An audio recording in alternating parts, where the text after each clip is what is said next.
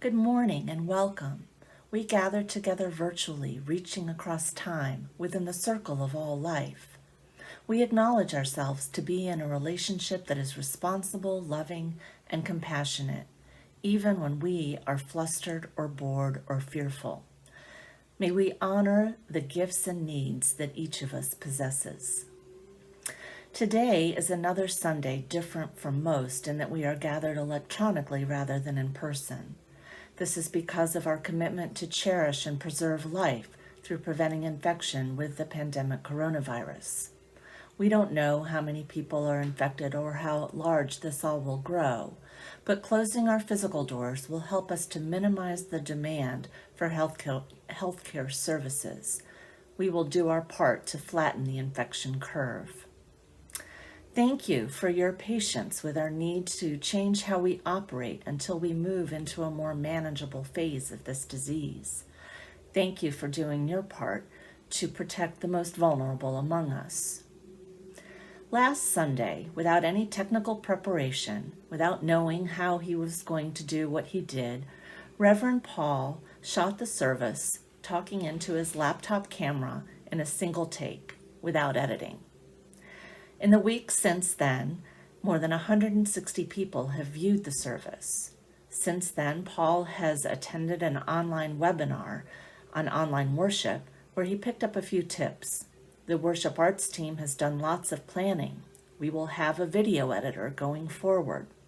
And the participation of various people is going to flesh out what we do here. Today, our video has been shot with a laptop camera, an iPad, and 3 phone cameras. We come together even during enforced separation. We need to be together. Welcome to this time of community and caring. Thank you for being here. Let us move into the worship authentically, honest within ourselves, and open to connection, even as we hunker down and shelter in place within our separate spaces. We gather this hour as people of faith with joys and sorrows, gifts and needs. We light this beacon of hope, sign of our quest for truth and meaning, in celebration of the life we share together, even when our livelihoods and our lifestyles are restricted and challenging. Amen.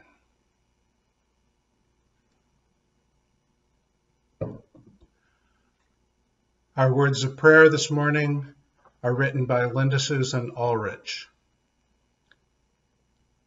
Spirit of hope, help me. I can't seem to find my way back to your realm. I've been wandering in labyrinths, running into dead ends, facing down monsters, losing my way. Ariadne's thread only tangles my feet and leaves my fingers raw. Spirit of hope, ground me. I've lost my bearings on what's real, who I am, how I got here, why it matters. Unreality makes a poor compass. I remember to look up lest I get caught off guard, but such preparation means little to a soul suffering vertigo.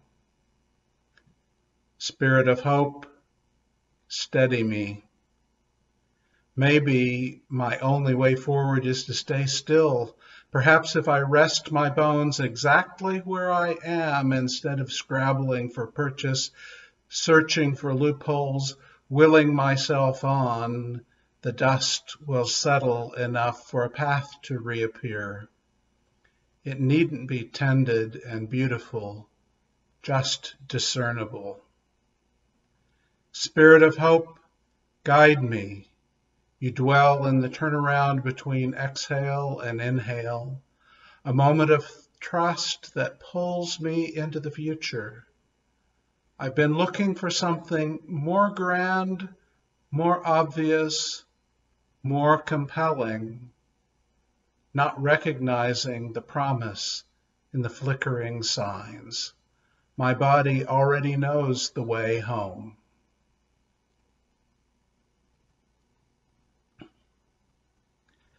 Each week when we gather in person, we share joys and sorrows that happen in our personal lives. Joys to be shared and sorrows to be supported. This morning, Charlotte Schneider writes, I am so grateful to be living in a place where we can get out and walk in the neighborhood to see the lovely plants and flowers. Also, that our neighbors and friends care about us and we them. Linda Shalish writes, my joy is that my son Benny, who was a heroin addict, has been clean for 3 years as of March 20th. Among our sorrows, Linda Shalish continues, my sorrow is that my daughter Kate, who was at the last potluck with us, was let go from her job as a court attorney because they closed the courts in New York City. Adrian Young writes, my sorrow is that I have been furloughed indefinitely like so many other people. While this is a scary time for AJ and me, especially with a new house, we are able to still find joy and support in one another. Another sorrow is that our granddaughter and daughter are moving away. We will miss them terribly, but are excited for the possibilities that new surroundings will bring. Paul Rabinowitz told me how he experiences stress and anxiety, and the world seems more like a bad place when he is unable to have direct caring contact with others. He would appreciate a phone call or email so he can have contact with members of this caring community in this time of separation. And he is happy to call or email you too. Let us hold these joys and sorrows together with those that remain unspoken in our hearts quietly.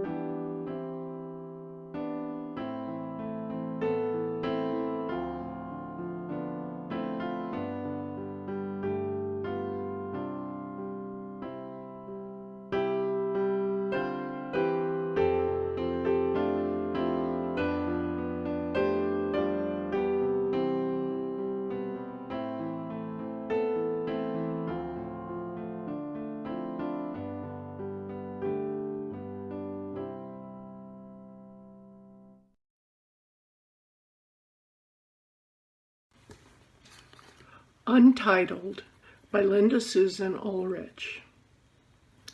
The cloudless, watery blue sky has yet to learn about the small virus wreaking havoc on the earth below.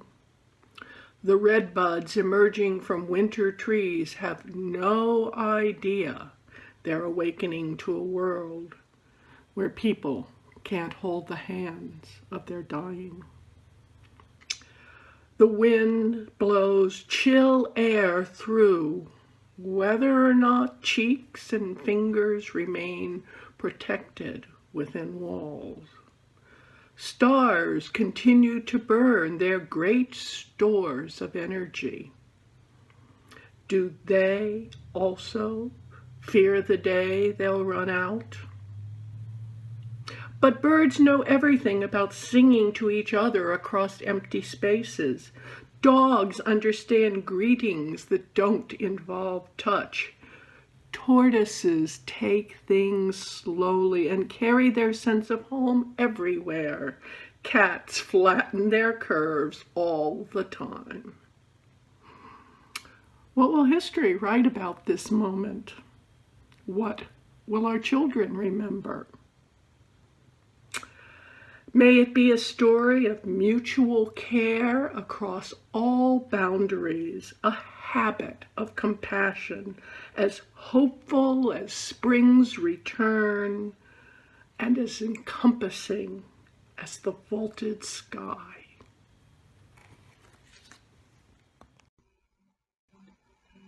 Dr. Ira Byock, in his book The Best Care Possible, wrote, anthropologist Margaret Mead was asked by a student what she considered to be the first sign of civilization in a culture. The student expected Mead to talk about fish hooks or clay pots or grinding stones, but Mead said that the first sign of civilization in an ancient culture was a femur, that is a thigh bone, that had been broken and then healed. Mead explained that in the animal kingdom, if you break your leg, you die. You cannot run from danger, get to the river for a drink, or hunt for food. You are meat for prowling beasts. No animal survives a broken leg long enough for the bone to heal. A broken femur that has healed is evidence that someone has taken time to stay with the one who fell, has bound up the wound, has carried the person to safety, and has tended the person through recovery. Helping someone else through difficulty is where civilization starts, Mead said.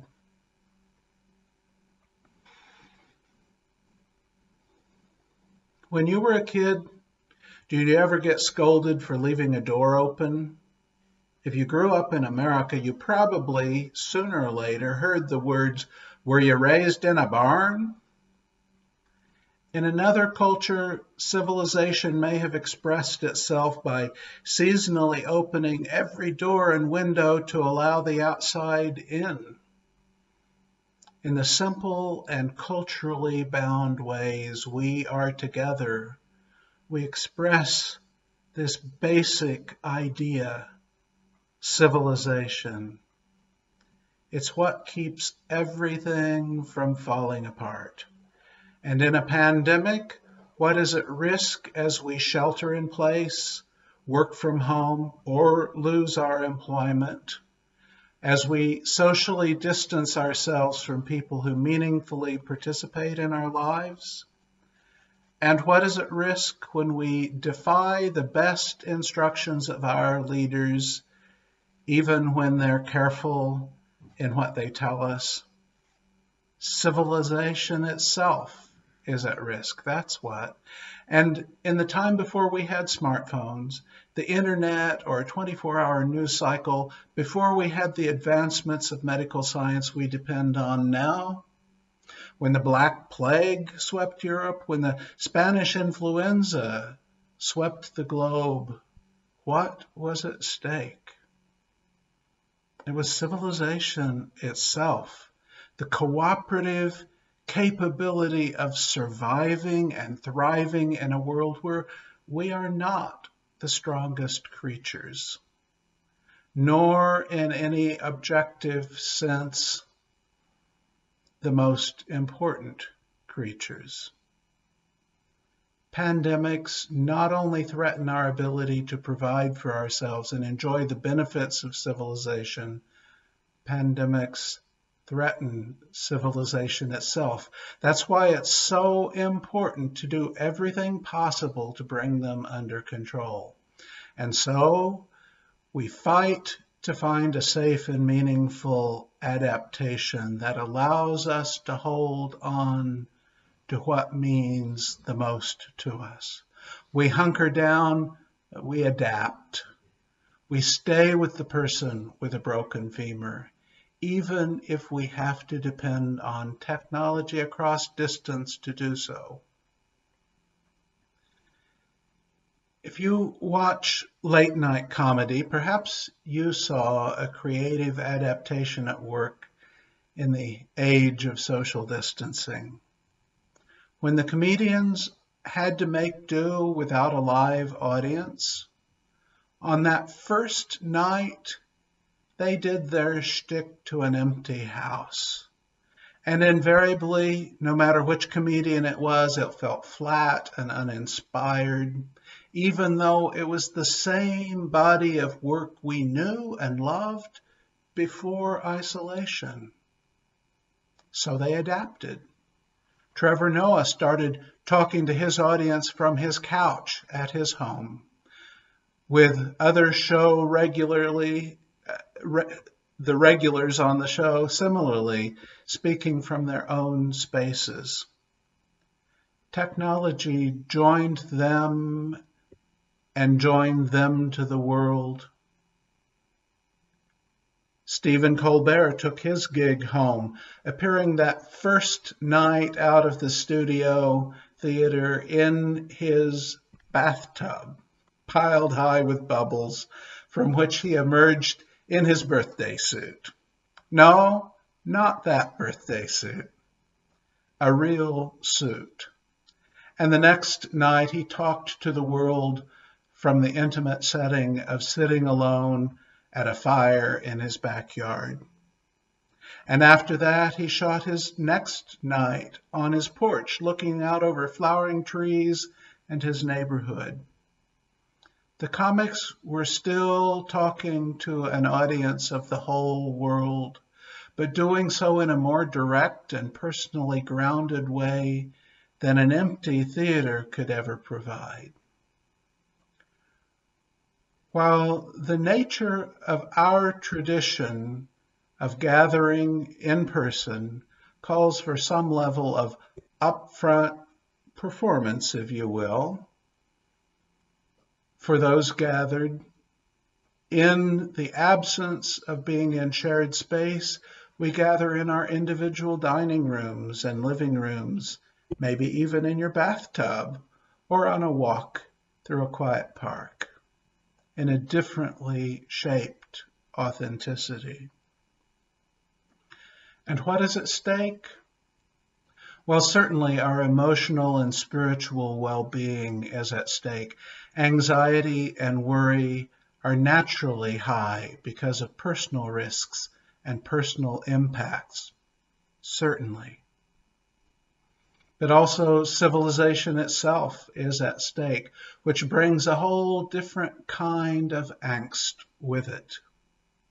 If we can't hunker down and minimize the risk and damage in ways that still allow the person with a broken femur to heal and return to life in society, or in the embrace of their family, friends, and neighbors, our pain and our worry only increase.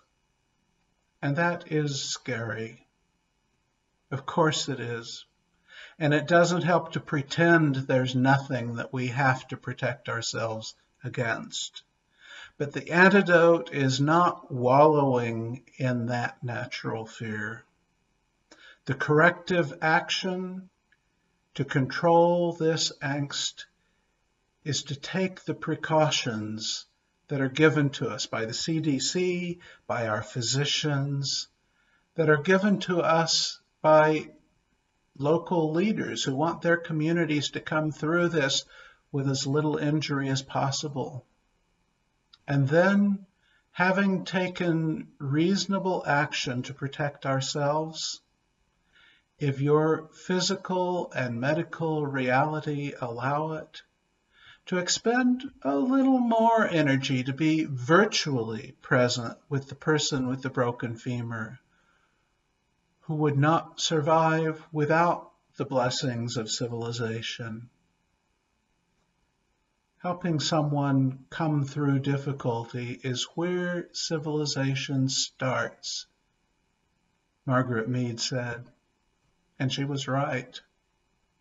Not with smartphones and internet for their own sake. We know that lots of negative stuff is exploited for the harm of others on the internet, but let us redeem the technology for the good of us all and the survival of civilization in times of fear and isolation.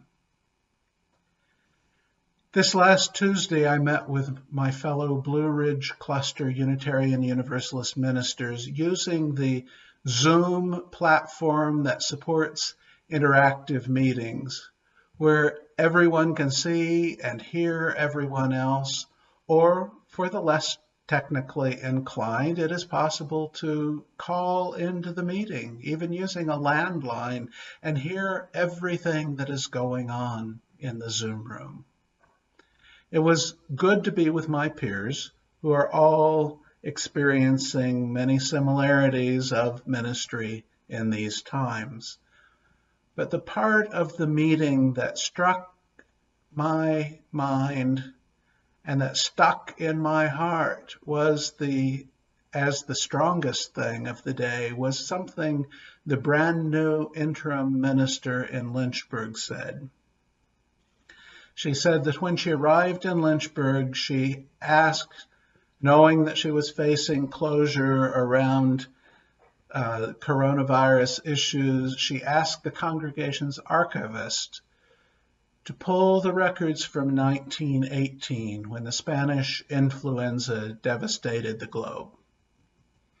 What she found was, under those extreme circumstances, the congregation shut its doors for nearly a year before reopening. And they did so without ubiquitous telecommunications, let alone internet. They hunkered down. And they came out on the other side. When the danger passed, they reopened and they flourished. What we are facing is certainly serious, but if we together act sensibly, we have no reason to expect a Spanish flu level devastation. We will make it through this.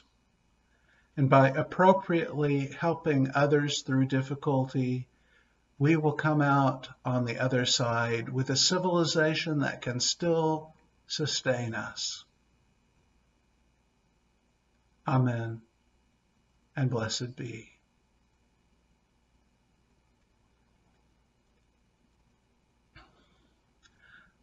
I have a few announcements that I need to share with you.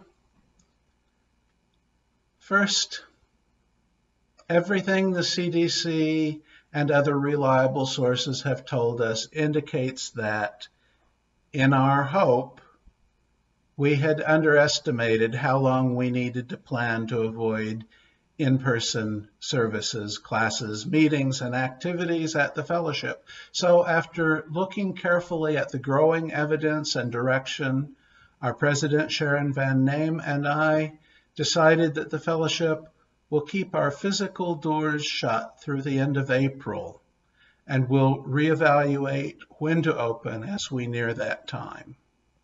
Thank you for your patience.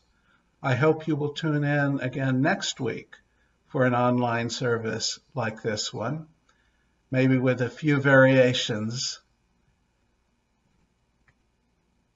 Another announcement. We have come to the end of our pledge drive, but about a quarter of our pledge units have not yet stated their intention for this next fiscal year.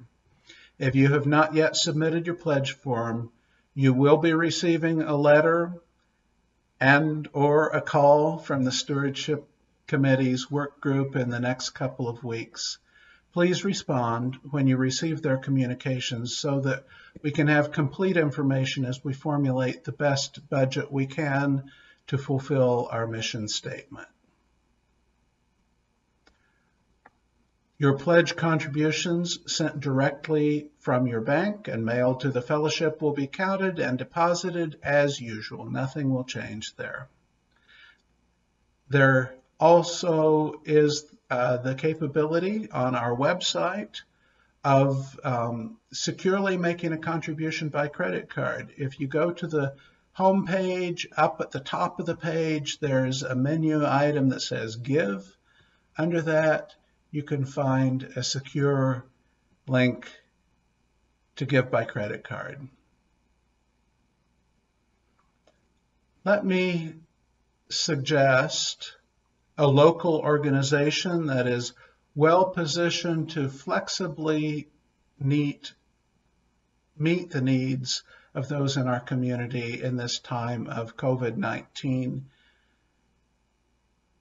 There are many things that have changed in the way things work and can work in this time, and this organization, the Community Foundation of the Central Blue Ridge, CFCBR, is perhaps uniquely situated in our community to respond to COVID-19 related needs. They have a special fund related specifically to that you can contribute to at their website, CFCBR, that's cfcbr.org. You can find many options there for your giving. And Paul Rabinowitz's earlier question in the Sorrows this morning, his request that you call or email him raises an opportunity for maintaining caring relationships and contact with each other. Call each other, email each other, maintain those connections that separation, physical separation, makes difficult. And if you have lost your membership directory and don't have their contact information, please contact Marilyn Nash and she can email you a copy of the current directory. And so let your light shine in a world that needs the inspiration and hope that your caring action provides.